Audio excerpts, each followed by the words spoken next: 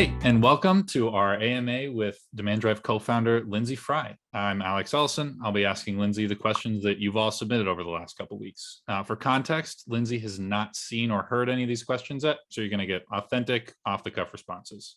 I also want to point out that we're releasing this during BDR Appreciation Week in an effort to help everyone in sales development level up their skill set. Huge shout out to 6 Cents for putting this all together and coming up with the idea that really inspired us to do some things. So without further ado, Lindsay, question number 1, are you excited? Very much. Fantastic. All right, let's dive into the real question. Yes.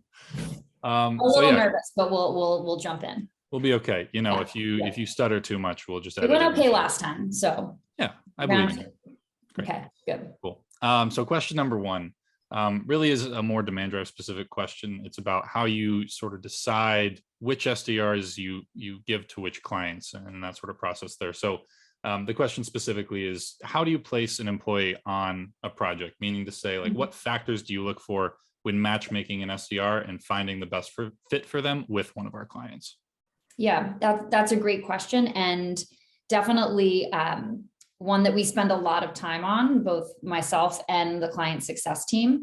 And I think and it's changed over the last 10 or 11 years, right? So, you know, where we have a much larger team now. So we have the luxury of you know, doing a little bit more behind the scenes work when considering where to assign people and where to place people. So some of the factors that we look at, and now that we have sort of usually two new hire classes per month of SDRs that we're onboarding, that are going through our boot camp and our certification program, and that are then available to be assigned to a client program. So availability is certainly the one piece of it. We do take some time with new employees figuring out what they're interested in. So for example, I had a new hire training class with an SDR who mentioned they had a background in both healthcare and sales, and that they'd love to be aligned to a healthcare client. So when we get information like that, we do our very best to align an individual with a client that is selling a product or service in that industry that they have some interest in. We look at former projects that they've worked on.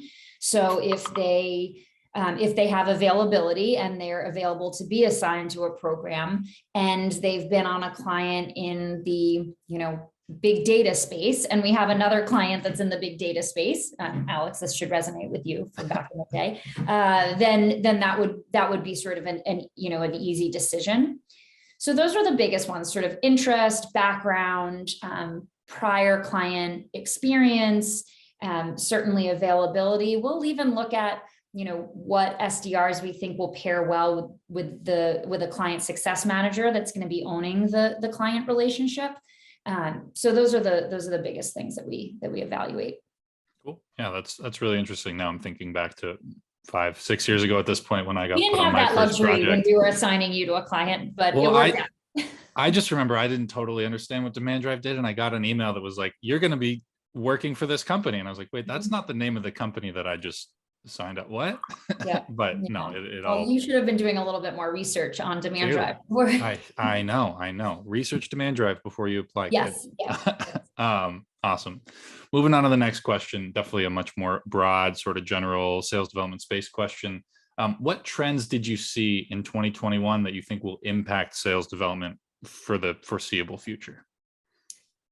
Trends that I saw, well, I mean, obviously the biggest one over the last 2 years is just remote teams and just obviously the uptick in virtual work. I think that even at Demand Drive, when COVID hit, before that, we didn't really ever consider having our SDRs be remote. I mean, we had everybody come in the office. And so I think that, you know, it was an adjustment period for sure. And I think that only continued in 2021. But I think one of the things that happened was that people adapted to that, right? That people understood how to better manage remote teams, especially SDR teams that tend to be potentially early in their career, that really need a lot of support and guidance and training. and how to do that effectively, what tools you can use. So I think that that's certainly going to have an impact on sales development in the future. And I think too, we've seen a lot of clients even show more of an interest in looking at partners like Demand Drive, because in the past they may have wanted their SDR team to be working within their office, within their four walls, and now that that's not so much of an obstacle anymore, it sort of makes it a little bit easier for them. So that's a big one. Tactically, I've seen and I'm not really sure why, but an increase in connection rates over the phone. I think maybe because cell phone numbers are more available and people are more apt to pick those up. So that has kind of flip-flopped with email, where there's, obviously email fatigue a bit from the remote work, but for whatever reason, phone connection rates have gone up quite a bit across a lot of our programs in 2021. Yeah. Do you want more on that, or how much should I give? No, I think that was good. Awesome. So moving on to the next question. This one's coming from a fresh face to sales development. They say they're a new SDR. Okay. What can they do in their first month to really make an impact? So the guidance I give new SDRs is this is a role that takes a ton of practice, right? And the best way to get comfortable doing it is just reaching out to as many prospects as you can. I think in the beginning, you have to make a lot of calls. You have to send a lot of emails. You have to research a lot of different companies. You have to kind of find your own personality and voice in this role. And I think once you improve and you sort of hone your skills, you can do more with less. You don't have to quite make so many calls and so many activities. You're just better at converting the ones that you do get live. So I would say, don't be afraid to just get the activity numbers up really high, as high as you can, and practice as much as you can. And I think, ask people on your team who have been leaders, if you have a large team, that you can talk to people that have been the leaders on the leaderboard for the last few months, ask them what's worked for them. Definitely pick other people's brains on this, because while you'll have your own style and you'll find your own rhythm, it's important to kind of ask the top folks, what they've done to be successful. Listen in on call recordings, listen in on what's worked, what hasn't. I think that's what I'd be doing in the first 30 days.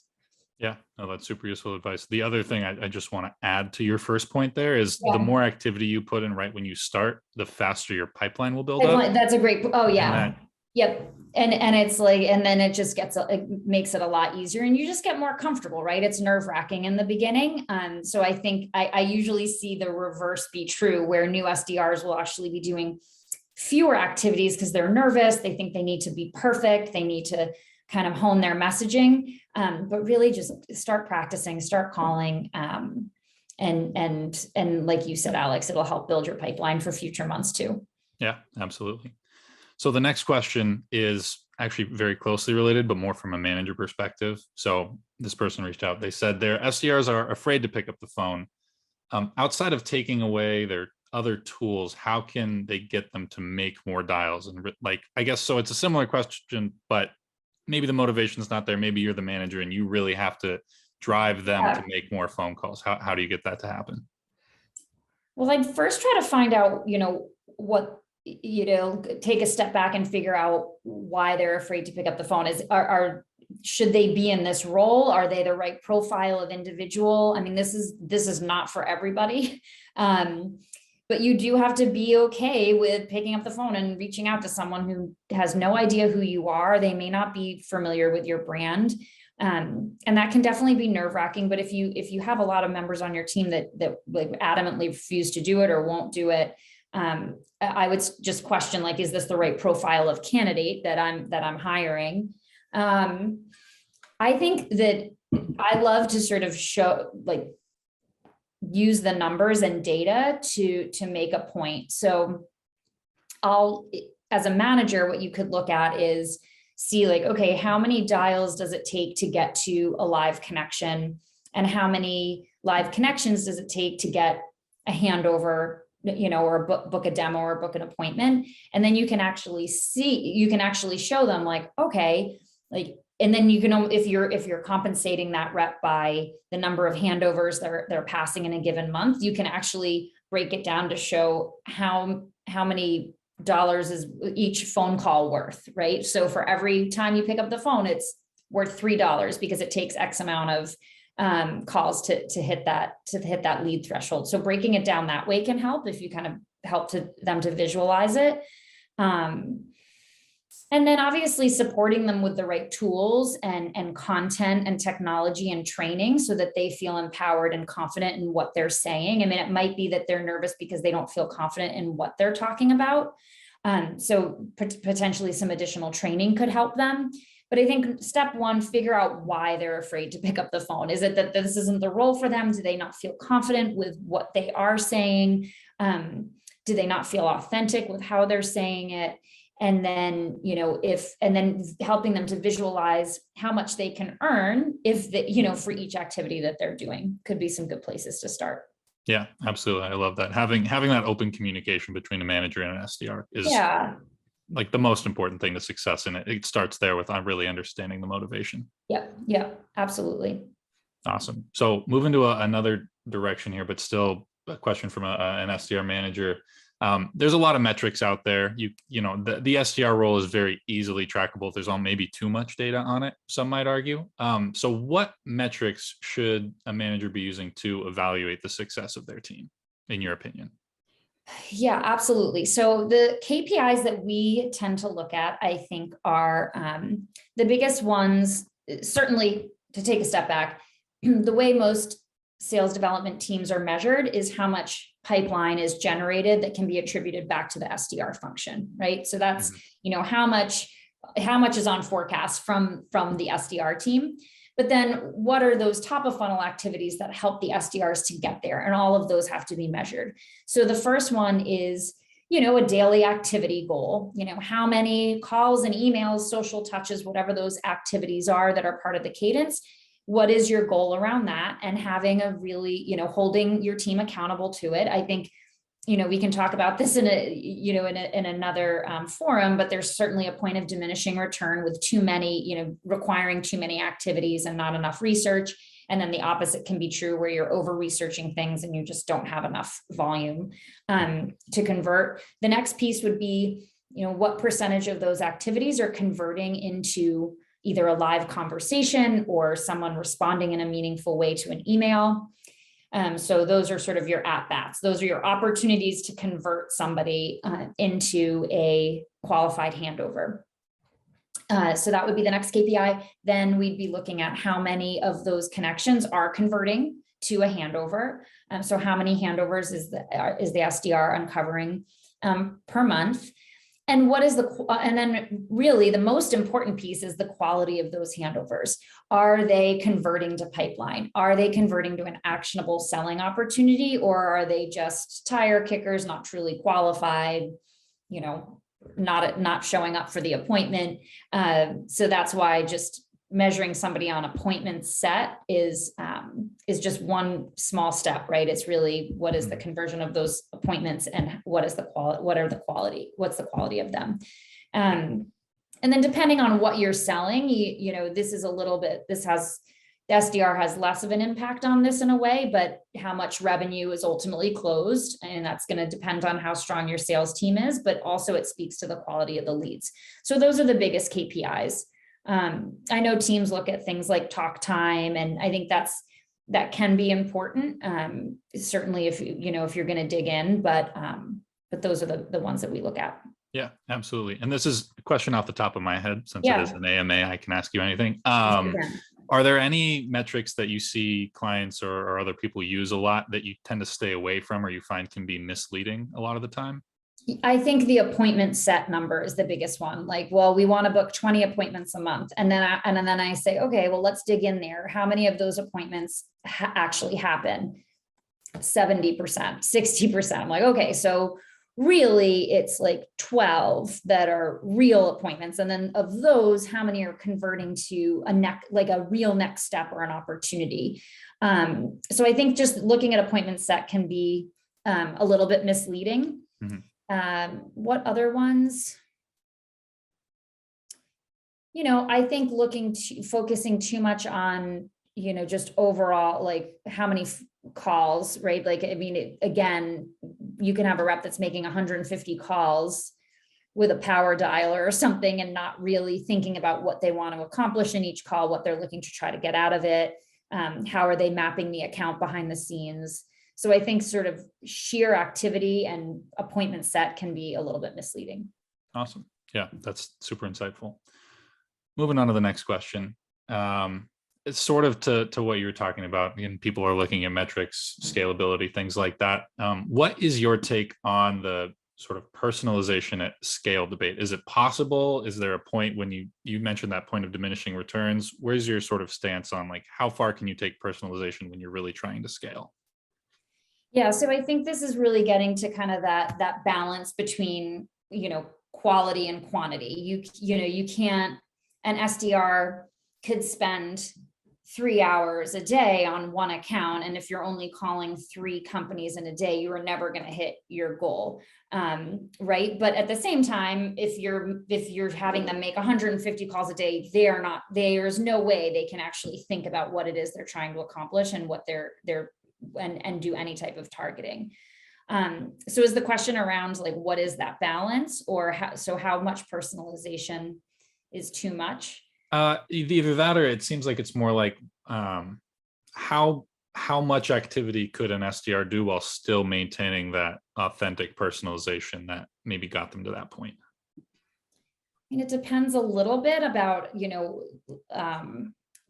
client they're calling on, and I would say on average, if they're doing somewhere between like, I don't know, 60 to 80, 60 to 70 activities per day with a combination of personalized emails and calls, that's probably, they'll probably be busy, but still able to do the right work on things. And so what does that break down to? Maybe like 30 to 40 calls per day, and then corresponding emails or social touches, things like that.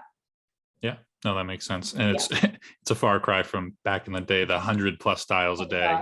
Yeah. And I mean, I think, listen, again, if there are certainly exceptions to every rule. I think if you are calling on behalf of a organization where it's a really transactional sell and it's a pretty static message and it's kind of the same message to the same person over and over, then you can definitely push then you may be able to do kind of that 100 calls a day. If it's very much like it's a standard email template and you don't need to do a lot of personalization because it really doesn't much matter. So you need to evaluate kind of what the market looks like, what the total addressable universe looks like. But that's a good kind of rule of thumb. Yeah, no, it makes sense. Moving to a question specific about inbound. I know outbound SDRs are sort of always going to be needed because, right, that relationship building is such an important piece of the sales process. But somebody asked a question specifically about inbound SDRs and whether or not they're replaceable. There's a lot of technology out there that claims to or says they can do the same job essentially, and that technology is only going to grow from here on out. Do you think it's a resource worth having, or do you think a lot of it can be replaced by some of these technologies? For inbound SDR specifically? Mm-hmm.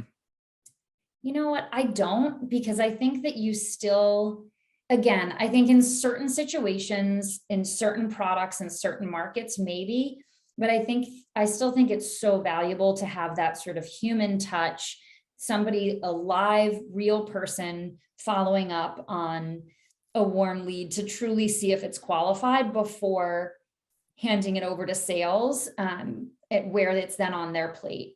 So I think that it's still like we can arm them with the tools to be able to respond to and qualify those leads at a faster clip, right? And we can do some pre-vetting and prioritization with all the great tools that we have. But I still think there needs to be that human element. And I don't see that going away anytime soon. Yeah, no, that makes a lot of sense. I know when I was an SDR and we'd get a demo request every now and then, it would be someone just trying to download a demo of the software instead of like taking a meeting or something like that. So there's definitely a lot of qualification that still has to happen, even if it's an inbound, even if they think they're qualified, they still might not be, right? Totally. And I think there's a customer success element to it as well, right? I mean, a lot of times if I'm a, if I'm a prospect of a company, I might want to talk to a live person, and first impressions mean a lot. So if your first impression is, okay, it's just a bot or a robot or some AI person interacting with me, they may end up going to a competitor where they do have a real person that they can talk to or that's engaging with them. So I think that's something to consider too. Yeah, absolutely. Cool. So the next question centers more around everyone's favorite topic of the last 2 years. Are we ever going back into the office? Is that it? If not, how can someone replicate that in-office culture and environment that they had before the pandemic? I know, I miss it. Right. But so I mean, Alex, we've talked a lot about this, right? Just at Demand Drive. But so the question is, how do you recreate the in-office environment in a virtual setting? Yeah, if we're assuming that you don't think we're going back into that real in-office environment that we used to have, I guess ever, or at least for a while. So here's what I think, and here's what I've been seeing. I think there's definitely some pandemic fatigue. I think that there is also some Zoom fatigue, which has been happening. And what I have started to notice, which is encouraging, because historically, and you remember this, we used to have clients on site all the time, right? We obviously had all our SDRs in-house, but we'd have at least, I feel like twice a week, we'd have clients coming in, or sales reps from our clients coming in to sit down with the team. And we were always hosting people. And so that has gone away, but we do have a new client coming on site next week for a kickoff, which is really exciting to me. So it's so nice to be hosting someone again. And I have had requests to sort of meet more clients in person. Clients are starting to have their SDRs, come in and attend trade shows. So I'm seeing a little bit of an uptick in that.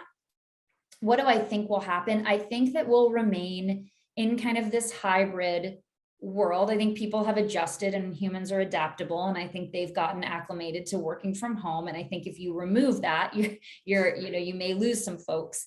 But we want to, like, internally at Demand Drive, we want to really create an office environment that people want to come to, and giving them the choice of, where do you work best? Do you work best in an office? Do you work best in at home? If you have a struggling rep, you may want to sort of, maybe mandate's a strong word, but mandate that they come in to work with their manager certain days, so that that's something that is, required if someone's falling short of goal. But I think what it will maybe morph to, and what I've even seen, is that, there will be certain days or certain events that will bring the group together in an office. I think what I've been seeing even with clients is that people want to get together for an activity or an event or a happy hour or a dinner, and then they'll all work remotely, but they'll have that connection in a more kind of activity event driven type of environment. And I think that's going to be true for SDR teams as well, because people still want to engage with each other. Certainly how you can do it, I think we've kind of figured out some ways to engage really effectively in this sort of remote setting. Obviously, communication tools like Slack help a lot.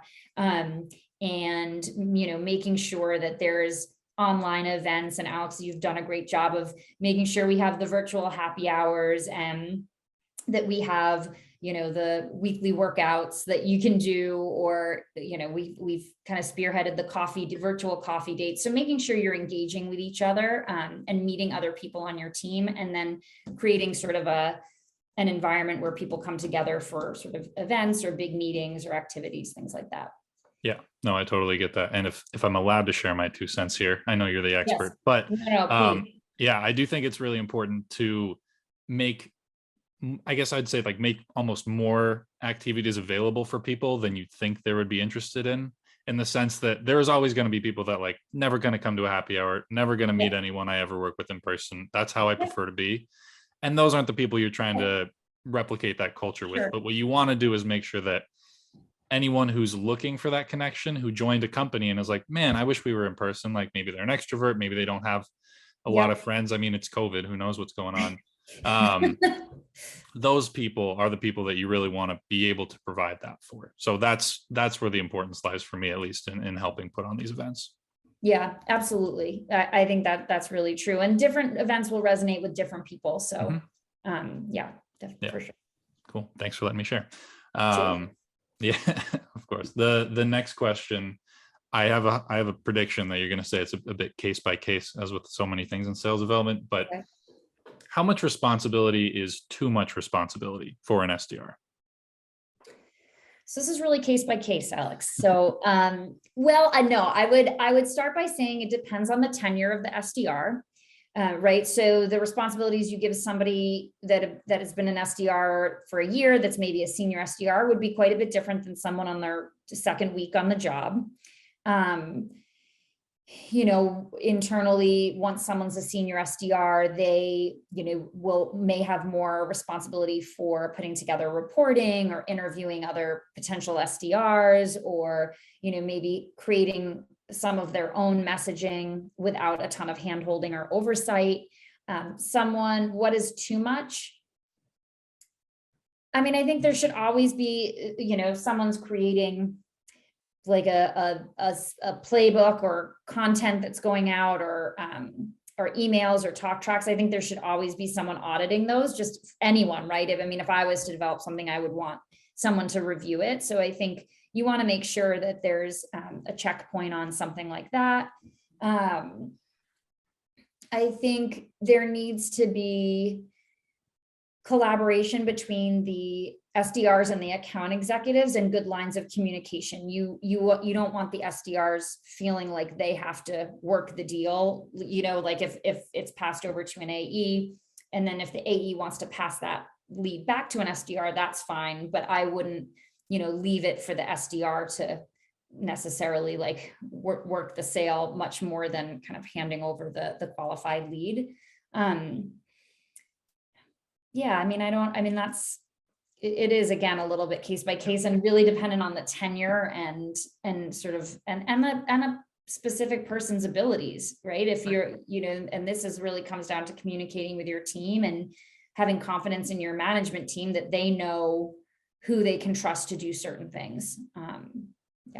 Yeah, no, that makes sense. And it's, excuse me, it is more than just like how much responsibility. If you have an SDR who's good with reporting, give them more reporting responsibility. Yeah, maybe absolutely. They're not bad with writing copy. Don't make them write more email copy. Yeah, I think that's a better way even to say it, Alex. I'm going to just let you answer these questions from now on. But that's right. I think, it's really, I guess the takeaway is you have to make sure to have really good managers in place that know what to look for in their team, and to sort of empower them and highlight their strengths, and then support them in sort of the areas where, they have some opportunity to grow.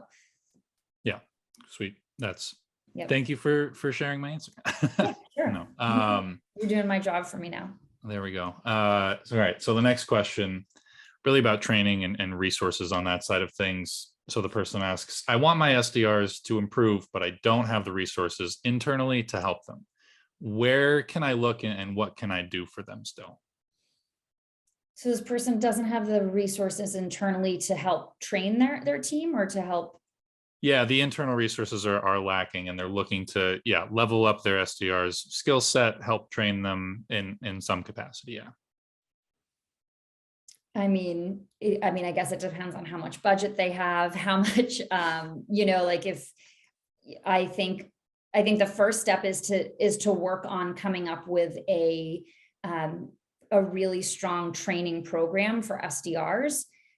So I think that's step number one. You want to make sure that they have all the kind of foundational pieces before they're stepping into the role. So working on a really good training program for your team. There's certainly outsourced resources you can use for sales training if you don't have those resources internally, or there's trainings that a trainer could take part in so that they're more equipped to train their SDR team. If there's budget for it, there's certainly tools that can empower SDR teams for anything from, sales enablement platforms that can help with cadencing, to predictive analytics tools to, data tools that can help make their life a little easier when navigating who they should be calling. And then I think if you don't have the luxury of, hiring outside sales trainers or sort of the time to put all that together, tapping resources that are internal, to help with some of that training, like, asking, other people in other departments to kind of help train the SDRs a little bit if that's the case, but. Yeah, absolutely. And I do think, because we have this with various clients, sometimes the AEs at the client are really involved with the training and will set up their own one-on-ones, and sometimes they're not. And a lot of the times it's just because they haven't been asked, so they won't volunteer that. But their resources, if you kind of tap them to do that, I think they would be happy to, or they should be happy to help. Yeah. Sweet. We have 2 questions left. I think we're going to get through all of them, so this is exciting. This one kind of circles back to, excuse me, to one of those first questions I asked you, coming from somebody who started recently as a director of sales development at a company. What can they do in their first 90 days to make a real impact? That just started as an SDR? A director of sales development. Director of sales development.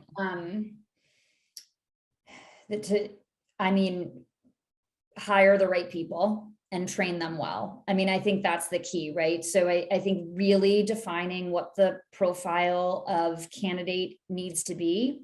You may be inheriting a team, so just analyzing, okay, do I have the right people on the team, and do they have what they need to be successful? And then setting really specific goals for them where everybody knows, like, these are the goals, this is what you're accountable to hit. And everyone has buy-in on those goals, that they feel like they are challenging but attainable, as good SDR goals should be. So I think just clear communication of the goals, buy-in from the team, making sure you have the right team, that they're trained well, and that they have the tools to be successful, and that, they have the management layer to be successful. So if, you wouldn't want an SDR manager or director to be managing, more than maybe 15 or so SDRs. I think that would be a big tipping point there. But I think to make a big impact, just making sure you have the right people in place, they are trained well, and that you've done a lot of work on goal setting, which I know is something we're going to be tackling in an upcoming piece of content surprise. Maybe I haven't told you yet, but is really figuring out like what those goals should be, and that everyone feels confident and excited that they can achieve those. Yeah, that makes a lot of sense. And I think getting buy-in is a big part too. Somebody hired you, but that's not the whole team. So really getting to know your team and getting to know the people that are working for you and that you work with goes a really long way. Yeah, and you want to make sure your team feels like this is a goal that they can hit, right? And on the flip side, it shouldn't be too easy either, where they feel like they can, kick up their feet. So I think, and making sure they have buy-in on those and they know what they are, is important.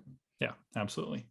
All right, we got the last question here. Okay, last one. Relatively open-ended. It just says, what's the best, in quotes, best sales tech stack for an SDR team? So if you want to shout out any specific tools, you can. If it's just a general thing that a tool does, what do the SDRs need today to be successful? Gosh, I think at a minimum, right, and I think all organizations have this, like a functioning CRM system. I think for us, all of our clients are B2B tech companies. So most of the time it's Salesforce or HubSpot. So just a place for the SDRs to live and track all their day-to-day activity and lead conversions. And so you can track back opportunities. A sales enablement platform of some kind. We've used Yesware, Outreach, Salesloft for different clients and their different needs. So a tool like that to help with cadencing. A data tool, so a ZoomInfo or something similar where they can find good actionable sales data to call on. That is going to be important. I think LinkedIn Sales Navigator licenses is going to be really important, because that's where a lot of prospects are living, and it's going to have the most up-to-date information. And then I think that's sort of the basics, right? That's at a minimum what they would want. was that the question, or did they want the best or I think, more than that? yeah, I think that's a good start, but yeah, Yeah. ideally best world is your I oyster. mean, goodness, What like, tool are they using? you know, we have used things like Loom Video for personalization, for really hyper personalized targeting, where the reps are putting together a personalized video and embedding that in an email. I think that's a really cool tool that can be useful. I think making sure, you know, in most cases you have a chat functionality on your website. I have a lot of clients that use kind of predictive analytics tools like a 6sense to help with account prioritization. I think that can be helpful. I know a lot of people use like a Gong to record calls so that they can listen back. And obviously, I think any type of call recording software is going to be helpful, just because that's, you know, your manager can listen, you can listen back and really improve and kind of figure out what things you want to change about your pitch. Yeah, so those are things that are coming to mind. Yeah, that's awesome. You saying that about call recording reminded me, before call recording software was just everybody had it, and I used to just like sit on a call while my AE was on there and just like quietly, like I'm there, but I'm not there, you know? So Right. Yeah. Call recording is definitely a great tool to avoid any of that. Yes. Yeah. Yes. I agree. Awesome. Well, Lindsay, that's all the questions we have around this time. Thank you again so much for joining. You're welcome. It was fun. Yeah. Anytime. Yeah. If people want to find you on LinkedIn, anywhere else, reach out to learn more about Demand Drive, where can they go? Well, what do you mean? If they can't find me on LinkedIn, do you want my home address? I don't. I shouldn't have said LinkedIn. I teased it. I should have said, where can they find you? And then you go on LinkedIn, but okay. I ruined it. I can share my email, or how do we do that on this? Share contact information. Find me on LinkedIn. I'll message you back. I promise. Perfect. Awesome. And for anyone watching this, if you have a question you want to submit, you felt inspired by one of these ones, we'll make sure there's a form on the landing page that this is being hosted on right now, where you'll be able to submit questions. And once we get enough of those, we'll be able to do this all again and try out some new questions. Okay. All right. Thanks, Alex. I appreciate it. Yeah. Thanks, Lindsay. I'll talk to you soon. Have a good one. Bye-bye. Bye.